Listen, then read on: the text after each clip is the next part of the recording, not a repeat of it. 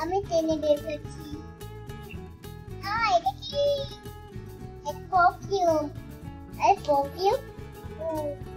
Perfume মানে খুশবু? আচ্ছা, এটা কি করে বানায়?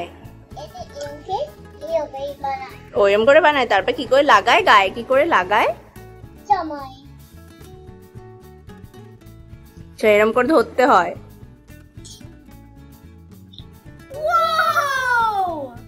আমি জামা দিচ্ছি।